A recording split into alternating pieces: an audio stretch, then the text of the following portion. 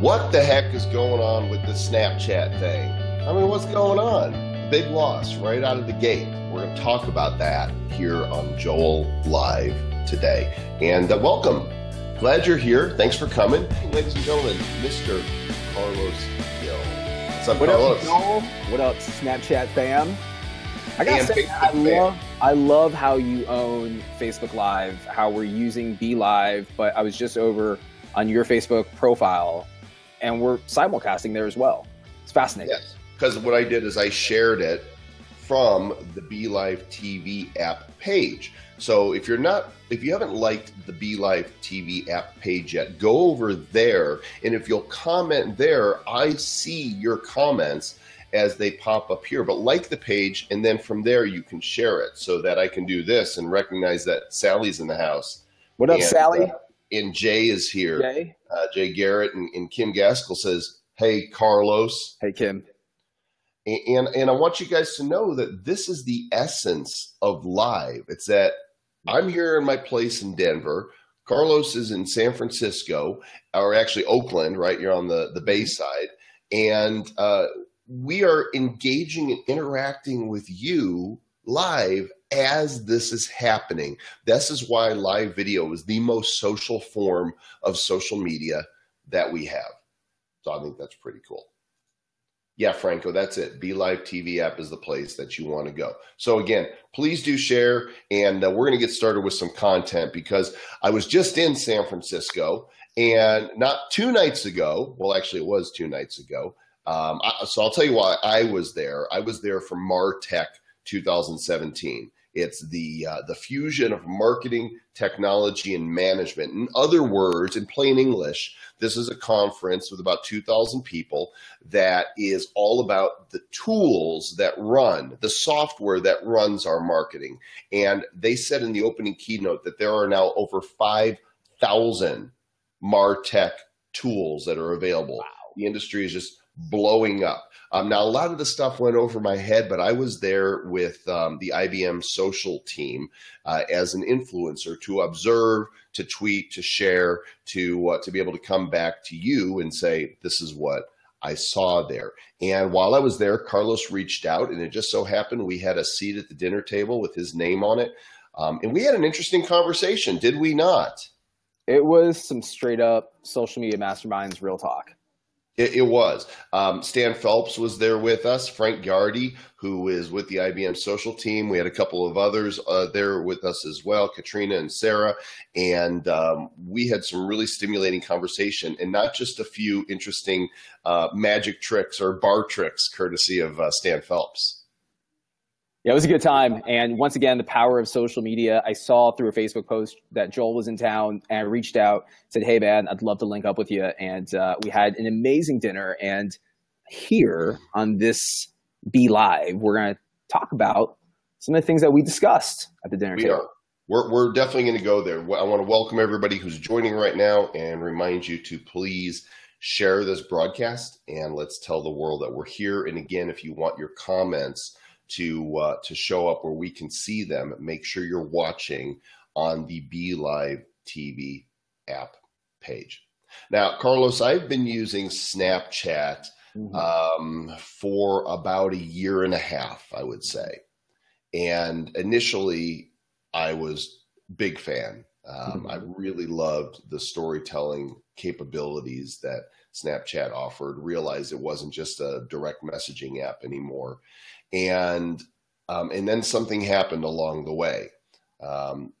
Few somethings happened. One something was that I got burned out on having to create that level of original content. And then Instagram stories happened. WhatsApp status, which didn't affect me, but it did happen. Messenger Day happened, and Facebook stories happened. Snapchat went public, huge IPO, and now the news breaks that Snapchat growth stalls in Facebook's shadow. $2.2 billion loss in the first quarter report, and the shares of the company sunk to about $17.50 when this news came in. Give me some Snapchat real talk.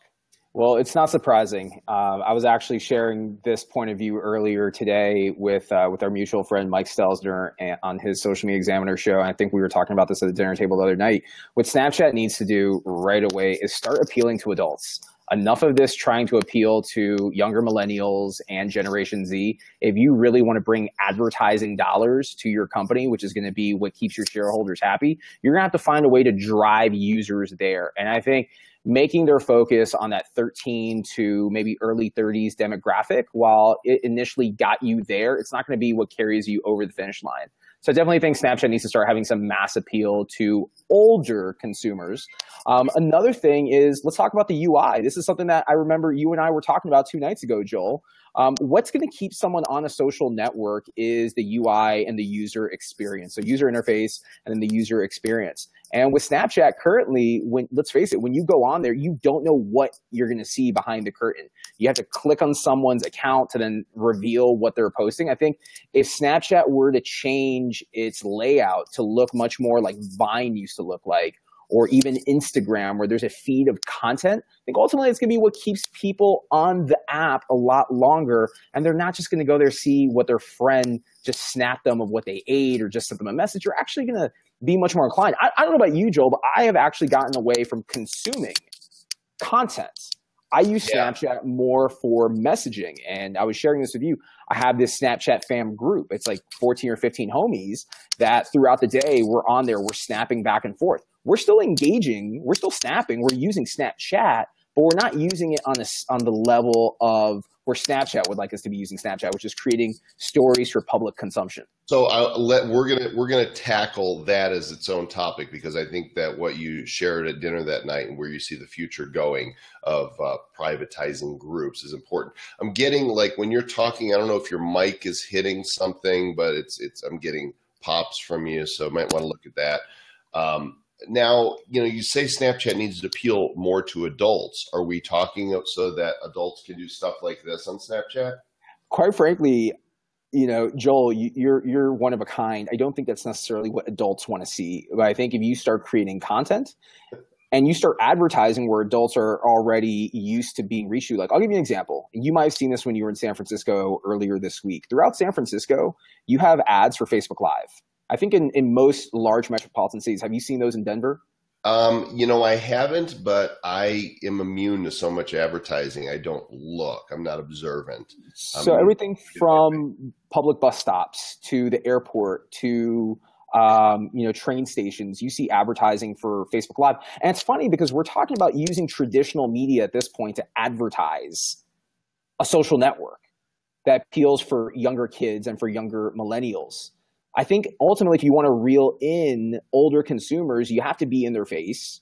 You have to go ahead and advertise. You go to a lot of airports and they have, TSA bins where they have the Snapchat logo. No one knows what the hell that is unless you actually know what a Spectacles logo is. Mm-hmm. People just don't instinctively get it. So I think it's a combination of how you advertise and also, the tools within the platform. I often hear that Snapchat is a difficult platform to use. I find it very easy. There's not a lot involved in it. Swiping up, down, left, and right. There's the Spectacles. You got yours handy? I do not have mine handy. Let me check my backpack. I think there's a lot of work that these guys need to do if they want to go ahead and avoid the fate of Twitter. Let's face it. Right around about a year ago, Snapchat's daily active users was about 150 million. They just announced 166. Okay. Meaning they've only grown 16 million active users in a period of a year. Well, Instagram has over 200 million active users. Obviously, they're backed by Facebook. And I think the pendulum has definitely swung over into Instagram's favor. Now, Snapchat just rolled out new features. Is that going to necessarily be what keeps people hooked on the app? Absolutely not. I think they have a long ways to go. We talked about, you and I, if they were to integrate live video, is that going to keep people wanting to join? I don't think so. I think ultimately you have to. Let's do it. I'm still getting this pop, click something from. I think maybe it's because my mic is right here by my shirt. I'll hold it. Does that sound better? That does sound better. Okay. So first of all, let's talk about these because I put them on and I don't want to keep them on for too long. But here's the problem with Spectacles. These things look stupid. Don't you think? They actually look pretty good on you. I make Spectacles look good? You do. You have like a kind of like a Ben Stein look to you. Well, here's the thing. Of course, I had prescription lenses put in these because I'm blind. I can't see. If you put these sunglasses, the ones they come as sunglasses on me, we got trouble. They don't work for me. But you asked me how often do I see people wearing these, and I have one friend I know that occasionally wears them as a novelty. I pull these out more here at my desk to show people than I do actually wear them. I thought I might wear them out, which is why I got the prescriptions. I don't. And you're walking around San Francisco, and you said you never see people wearing them. That's the number of people I've seen in San Francisco, tech capital of the world. That's the number of people I've seen wearing spectacles. Why do you think that is? Well, because I think a couple reasons. One, it's a novelty item. So let's face it, it's not as fashionable as wearing a pair of Oakleys or Ray-Bans or designer sunglasses. It's more of a novelty. You have the camera. Privatization.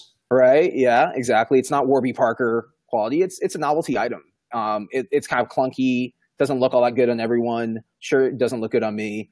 The camera quality isn't as good. Like I've got an iPhone 7 Plus. It has 4K camera on it. You can't compare that to spectacles. And we talked about this before, man. They made it very difficult to acquire this product. They did. I'm still not sure why. I still don't know why. It was to get people talking. It got all of us talking. It got all of us wanting to have.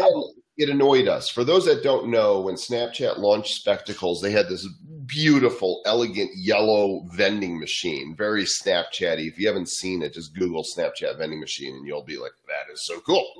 And it would appear in one place, somewhere in the world. And that was the only way you can get them. Well, that was fine for a couple weeks, but it got old, and they had an opportunity. I don't know if it was a manufacturing thing or by design, but they had an opportunity to be like one of the big holiday gifts. Why do you think they didn't? Well, they created mass demand with limited supply. I give their marketing team all the kudos and props in the world. But at the same time, I think they alienated a lot of core users that are overseas.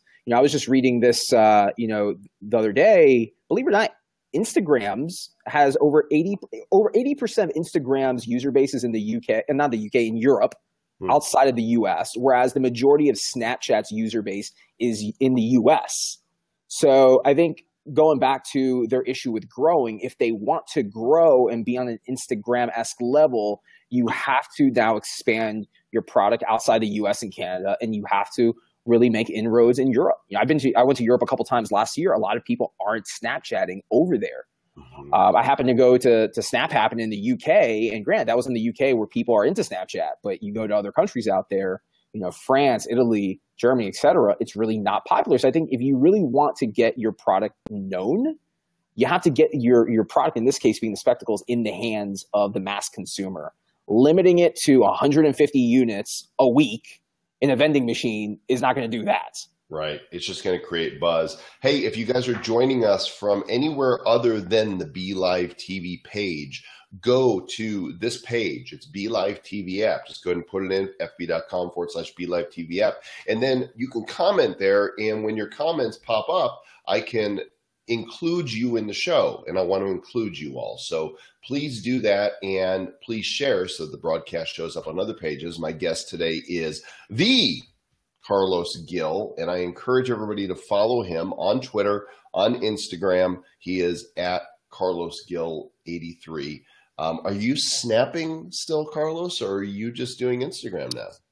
That's a very good question. I've actually started to scale back on my Snapchat story content. So way back when a lot of folks, out there started following me, I was creating social media tutorial type content on Snapchat. And what I would do is I would back up a lot of content. So to take a step back, that's how a lot of folks really started following me, is they started seeing the value. And here's a guy who's not necessarily a content creator like a Shana Yala. Here's a guy that doesn't draw or tell like funny, creative, witty stories, but he actually teaches on the platform. Right. And I started saving some of those stories, and I put them on YouTube. I repurposed them on Facebook.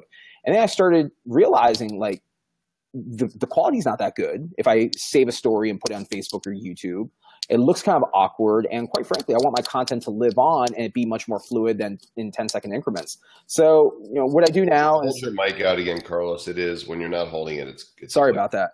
So one of the things I've been a big proponent of, and I've been talking to a lot of friends of ours in the space and other creators, is about having an omni-channel presence. Mhm. And what an omni-channel presence is not pigeonholing yourself into being a thought leader or a creator on just one platform. At the end of the day, you're a content creator. You're not a Snapchatter. You're not an Instagrammer. You are a content creator. And as a content creator, your brand can live across multiple platforms. So let's use Sean Ayala as an example. He's someone that I've spoken a lot with about this, and he's making that crossover into Instagram and Facebook stories while still using Snapchat. There is a way that you can keep your audience, if you have an audience on Snapchat, engaged by driving them to other platforms and vice versa. So you can use YouTube or Facebook to go behind the scenes of your Snap. You can still drive people to Snapchat to see like the heart of your story. But to answer your question in a very long-winded manner, I'm still creating content on Snapchat, just not as much as you used to see. I'm now diving much more into YouTube and Facebook. Yeah, it's been similar for me. For a while, I was telling stories, like coming up with original, some fiction from nonfiction, but it was a really wonderful storytelling tool. And I found that the pressure to create content on a regular basis made it not fun, even though Snapchat is the most fun of the apps out there. I think it's still more fun than Instagram stories or any of the others because of the tools that they provide. But the others are catching up. So I just create content wherever I want to. And I think this whole perspective about omni-channel is spot on. If you are your brand, or whatever your brand is your brand, you can go anywhere with that where there's an audience that will listen and engage. But, we're content creators. Some of the people here, if you're watching and you're a content creator, go ahead and type in the comments what type of content you create, because most people are content consumers. Mm-hmm. Most people don't create content. Picking up Snapchat and using the puppy filter and going, I'm a dog, is not creating content, right? No, it's because not. Everybody, excuse me, and their mother literally does that. Creating content is storytelling. And so I'm curious, from those of you who are watching, while we're waiting for that, I want to just note that on Snapchat's advertiser page, they've got some interesting metrics. And one of them is that they say more than 50% of daily news Snapchatters in the US are 25 and older. Have you seen that? I have not seen that, but it wouldn't surprise me that they are maturing as a platform. We saw this happen with Twitter. We saw it happen with Facebook. It doesn't surprise me whatsoever. I will tell you this. I think what brand marketers want to see is much more in the way of case studies. So I'll give you an example. I manage a social media budget for a B2B brand. It's no secret. I'm a global head of social for BMC Software. And my CMO has asked me in the past, can you share with me case studies of what Snapchat's done with other tech B2B brands? And the answer is I'll reach out to them, but no, they just don't have the data and they don't have the case studies. So it's very hard to compete in this ecosystem because brands have budget, and this isn't like 2012 or 13 anymore. Brands don't just want to get reach or views, they actually want to get conversions. So if you have the option of putting your money, your advertising dollars in Facebook or putting it in Snapchat, I would honestly say that most marketers are going to put their advertising dollars in Facebook because you have the different tools. You can do, interest-based targeting. There's so much more that you can do within Facebook's platform that you can't do with Snapchat. And quite frankly, I think that's what's holding Snapchat back. Like, they have to start, giving out some of their data, and they have to start opening up their API. If you don't do that, they're pulling a Twitter in a way. Twitter got real exclusionary once they got up and running and cut off third-party developers, and then made a bunch of other stupid moves. But Snapchat has 165 million, you said? 165 million daily active users. Okay, 165 million daily active users. Facebook has a billion. Mm-hmm. So in Instagram has how many daily? 200 million? 200 million. Using stories. Using stories. Yeah, so they've already overtaken Snapchat with stories in just 5 months? Something like Correct. That. It's not been very long. Now, it's been my long-held assertion, and I say long-held, I mean about 9 months or so, that Snapchat would need to implement live functionality into their app. Mm-hmm. As it is right now, they say the average Snapchatter spends 25 to 30 minutes a day in the app. I guess that's all 158 million spending an average of that much time. I certainly don't spend anywhere near that much time. But even putting that metric out there says the time spent is important. And of course it is. Time is money in any content creation and ad platform. So I still believe that they need to add this live functionality in order to even have a chance to survive, because everybody else has it. What do you think? So, I'm impartial with this. I don't think that they necessarily need Snapchat Live in order to exist, more so than they need to make it easier for their content to be consumed. So I was going to ask you this question. You said that you don't spend 20 or 30 minutes on the platform. If I had to look at the time I spend consuming content versus engaging, I don't either. If they were to change their UI and make it accessible on desktop, make content accessible on desktop, and also make their content flow a timeline style like Instagram, would you then see more value in spending time on Snapchat? Very possibly. I like that idea of streamlining their UI, making that interface more user-friendly. No question about it. It is clunky. I mean, for there to be a learning curve to even navigate your way around, the fact that I was hired to do a creative live that was 5-6 hours of Snapchat training tells you that from this one app, there's a lot going on there. And I would love to see them simplify the whole thing. Agreed. The problem is, it's twofold. It's a creator's tool. Actually, it's threefold. It's a creator's tool, it's a communication tool, and it's a content consumption network. And so I like to call Twitter meets YouTube. Sorry to cut you off. Yeah, no, say it again. But I like to refer to Snapchat. The easiest way for any novice user to understand it is it's Twitter meets YouTube. It's Twitter from the standpoint of content on Snapchat's intended to be short. It's, think of your 140 characters. Snapchat's, as short as 1 second, as long as 10, even though they just removed the time limit. And it's YouTube-esque in the standpoint, the majority of content created and consumed on Snapchat is in the form of video. So if you really want to think of Snapchat in layman terms, think of it as your own personal YouTube channel with the caveat that the content you create is going to disappear within 24 hours. So there's not necessarily pressure for a content creator to have the fancy camera or the opening graphics or the music like you have to have it on YouTube. Production quality goes out the window. It's just about, at the core, telling stories. Agreed.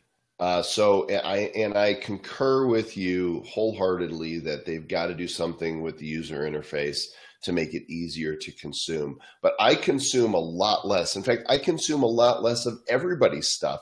I do look at my Facebook feed and see what my friends are posting, but I see when I go to Instagram stories, all the people that are putting stuff up. And I don't have the time. I'm worn out. I'm trying to keep up with everybody. I don't think we were designed to be as social, to be as intimate with everybody else's lives as social media is pushing on us, giving us the opportunity to. It's a lot of maintenance. And I think it's because we work a lot closer to the epicenter of this. We're working marketing, we're the content creators, we have our hands in a lot of different fires. I think for the average, for us, it's a lot of maintenance because, to your point, in order to stay relevant on these platforms, you have to bounce from one to the other and create different content. And you're right, dude. That becomes very wearing on the body, on the mind, on the soul. I also think about, on the flip side, these consumers that hear from either myself or you or other content creators, hey, go watch me here. And then go watch me here and go watch me here. All in the same day. Bing, bing, bing, bing. It's how many channels can you consume Carlos Gil or Joel Comm? Well, you can consume all the Joel Comm channels and all the Carlos Gil channels. All the rest of those guys out there, we don't. No, I mean, you're absolutely right. And it begins with the fact that we have our own lives, right? Our story is being told 24/7 as we live and breathe and go about. our business and our relationships and all that's happening. And we give people a glimpse into some of that, right? I've got boundaries too of here's the things I share publicly and here's what, my close circle gets and here's what's most intimate that, nobody gets. And how do we make time for so many others? And now we don't just have Snapchat to tell stories. We've got Instagram, we've got Facebook stories, we've got Messenger Day, which I don't understand why Messenger Day and Facebook stories aren't the same thing. That's surprising to me. I don't know why they have two within the Facebook brand itself, even though they also own Instagram and they own WhatsApp, which has WhatsApp status, which I have not touched at all. Well, I think that makes a good transition, though, to my hypothesis about where this is all headed. Let us take that unintentional segue, grab it, carpe that diem, carpe segue. So I don't think that social media, quite frankly, was ever invented or intended from the standpoint of a brand supposed to get on here and get millions or hundreds of thousands of views, much less a person. I think at the core, what you just described around intimate sharing of content and conversation is how Snapchat started. I always tell people a story. I jumped on in 2013, and for a year, I followed the same 5 people. And there wasn't any such thing as stories. It was just sharing private content back and forth between friends. Facebook Messenger, Joel, I firmly believe, and you can quote me on this and take it to the bank, I firmly believe that the best social network that exists right now is Facebook Messenger. Because Facebook Messenger goes to the core of what social media is about, which is socializing. Like the key word here is you're taking your content, which is known as media, and you're sharing it with friends. That's the social part. We as business people have now taken this to the level of we're replacing advertising with these mediums, but we're still advertising. We're still marketing. Okay. I don't believe that's why this ever was invented to exist. Now, correct me if I'm wrong. These are advertising platforms. But when I look back to when I started using social media in 1995, when it was called America Online, AOL, it was all about chat rooms and AIM, dude. Like that was it. And what was that? That was engagement with a very small, limited amount of people. So where I foresee all of this headed is we are getting ready to go into what I like to call privatization of media or private media marketing. And that's essentially You should hashtag that. That is essentially taking these mediums that we're in and roping it off to a very limited number of people, just like a Facebook Messenger group, just like a Snapchat group, where the whole world's not going to know what you're doing at every point in time. A small number of people are, and it's that small number of people, which is your tribe. It's your community. Now, are you talking in a broad sense of everybody or those that are primarily not creating content? Because, when I create, I want as many people to see what I'm putting out there as possible. You and I want as many people as possible to see our content, yes. But what if I told you that only 100 people are going to see your content, but those are going to be the biggest Joel Comm fans on the planet. And then in turn, they're going to socialize and share your content with their friends, with their small tribe. Say that like Morpheus. What if I told you? So it's honestly like, to bring this full circle to terms that people understand, it's influencer marketing, right? Brands like IBM work with yourself, because you're an influencer. So they have a small pool of influencers that believe in the brand, and then they let those influencers go off and tell a narrative of their story without them having to toot their own horns. So once again, I think where all of this is going to change as the algorithms change, brands are going to say like, we're spending money out there to reach people that we don't even know if they exist. We don't know if they're bots. We're not seeing the ROI on the content we're posting. Let's face it, organic reach sucks on Facebook. So I think where this is all headed is you're going to have brands that are going to take this model of influencer marketing combined with content creators and allow the content creators to be the new faces and voices of the brand. This kind of goes back to something I said at the beginning of this broadcast when we were talking about watching Facebook Lives with friends. And this is on Facebook's mind because we know that they are creating the ability for you to have these small social groups that you can talk to while the videos are playing, while you're watching the same live video. And it's not public comments. All the comments that are coming in on this, everybody sees them. But, I see Brian Fanzo's here. Hey, iSocial. What if, Fanzo just wanted to have a conversation with Jonathan Tripp while this was going on, and maybe they wanted to invite somebody else to come in, and it's overlaid. It doesn't pop off the video. So Facebook is certainly thinking in these terms as well, and that maybe that should give us a clue that you're onto something. Yeah, I look at it from the standpoint of, my kids. I've got almost a teenage son who's almost 12. I have an 8-year-old daughter. And when I look at their social media accounts, they have all their accounts on private, including Musical.ly. And I always ask my kids, since Musical.ly is such a hot social network for them, why don't you have your profile in public? Don't you want the whole world to see your music videos? Don't you want to get all these views? And they're like, no, Dad, I want my 10 friends that I go to school with to see my content. I don't want everyone to see it. You mean not everybody wants to be the center of attention? Not everyone wants to be the center of attention. And they're completely in fact, okay. Most people don't want to be the center of attention. You and I, we are our brands. I do this for a living. This is it doesn't feel like it, but this is my work. And if I want to get hired to be an influencer at events or for joint ventures or to speak or to write books or whatever else, then I need to be present and tell the world, here I am, hire me. But most people don't use social media that way, do they? No, they don't. In fact, most people use social media very passively with the limited time that they do have in between working a job, taking care of kids, whatever that they do on their personal life. Facebook and social media, I think, becomes much more of an afterthought as opposed to I have to check it first thing in the morning. I think it's just much more passive usage, which makes it, once again, that much more challenging, not only for brands or personal brands like us to go ahead and break through to much more the passive consumer.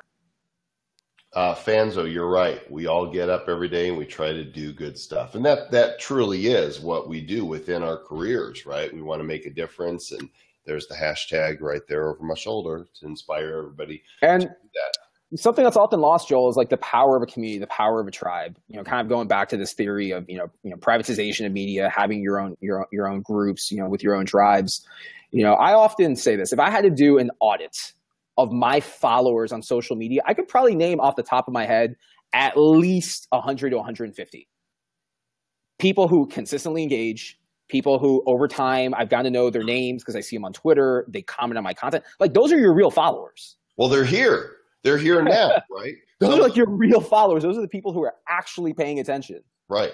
If I could take are the pay attentioners. If I could take all those people and put them like in one group, like a private Facebook group even, and just call it like Carlos Gil content.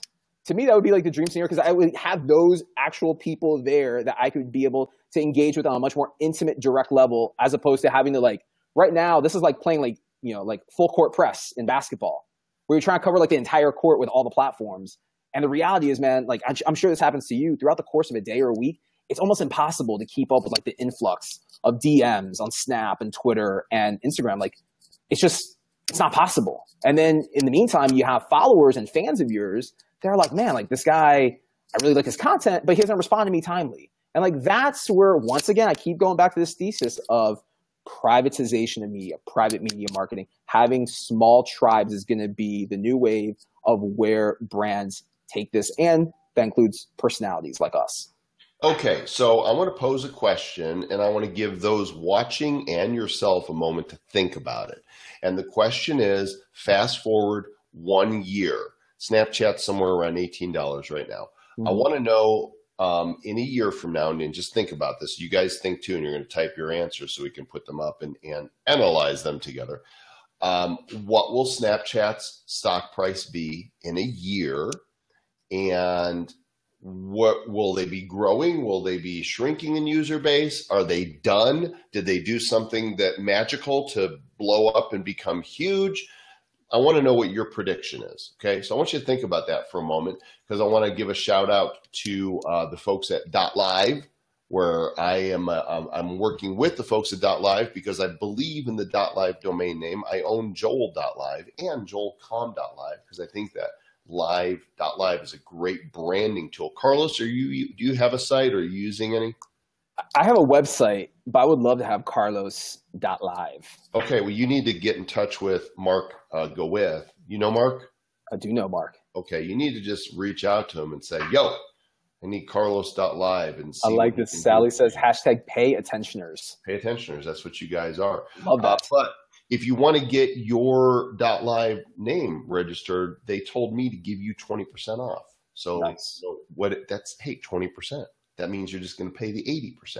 Go to joel20.live. That's it. Type just in another browser. Don't leave here. In another window, joel20.live, and it'll automatically put it in your cart. And that applies to all regular domain names. It doesn't apply to the premium domain names. And they do have, there's some great premiums that they have. But just to see if you can get your own name and get it registered. What's considered a premium domain name? Like Joel, first name .live could be premium. So Carlos.live might cost you a little bit more. That now there's a super duper, premium names that sell for $20,000, like Cars.live, right? Mm-hmm. That type of thing. I don't know why I picked Cars, but whatever. Family.live, the big names that a big brand would want to go. Because here's the deal, and I'm going to do a show on this at some point. While you were sleeping, the opportunity to get back up to the top of the search engines happened. It's not just .coms anymore. Google treats most of the domain extensions the same. They're just looking for content. Mm-hmm. So, if you wanted to write, if you're an attorney and you don't know that Mississippi.attorney, if you're an attorney in Mississippi.attorney is available. See, if you wanted to get to the top of the search engines for Mississippi Attorney, you wanted MississippiAttorney.com. But now you can get Mississippi.attorney or Mississippi.lawyer. And if you're adding content, you could bust your way to the top in ways that you haven't been able to do for years. And it happened while you were sleeping. So think about what your .live would be and how you would make your way up there. So the answer to the question, Carlos, let's talk about the future of Snapchat as we get ready to close out. What are your predictions? Oh, geez, that's such a loaded question. I loaded it up just for you. First of all, when it comes to things like stock prices and whatnot, I'm not a financial advisor, and Okay. Well, let's just talk about where. Maybe talk more in terms of daily. No, absolutely. In terms of the technology, as far as that goes, everything that Evan Spiegel and co. have indicated is that they are a camera company, not a social network. I quite frankly think that that's just a way of deflecting the attention off of them having to compete with Facebook. Instead they're saying they're more like a competitor to GoPro or Canon. With that being said, I think that we'll start seeing much more come out in terms of hardware that integrates with augmented reality. And maybe we'll see a version 2.0 of Spectacles that has live video, embedded in it, or much better resolution in terms of picture and video quality. It's hard to predict where these guys are going to go because, the market dictates everything, as Gary Vaynerchuk often says. So this could go, in a direction where there's this new hot social network that comes out and everyone wants to be more like that. Or Instagram could come out with different features and then Snapchat steals. I think ultimately Snapchat is going to see the light of day for the next, let's say, 5 years. They have to find a way to appeal to the masses, everyone from Joel Comm to myself, even to my kids. If you're going to just, be a social network or a camera company that only appeals to a very select number of users, then, guess what's going to happen as those select number of users are going to grow up, your platform is not going to grow along with it because you're not going to have that next wave of users following in their footsteps. And we saw that happen with Twitter. If you ask most young millennials and Generation Z today, they're not using Twitter. They just don't see the value in it because they're so consumed with Snapchat. So that's a very long-winded answer to basically say, I think they'll be okay, but they still need to innovate. Like, innovation's everything, even if you're Facebook. I don't disagree. Ladies and gentlemen, Carlos Gil. Make sure you guys follow Carlos. You can get him on Twitter or on Instagram. He is at Carlos Gil 83. I'm guessing that's how old he plans on living. 83. No, probably the year he was born. There's someone, true story, real talk, there's someone named Carlos Gil, at Carlos Gil on Twitter that for years has insisted on keeping our name as his Twitter account. So I had to take on the 83, which is, yes, my birth year. Well, I know that you've got somewhere else that you're committed. Thanks for jumping in here. I know I just asked you a couple hours ago, and I appreciate you showing up and turning out representing. Anytime, my friend. Thank you. Awesome. Have a great weekend, guys. See you, Carlos.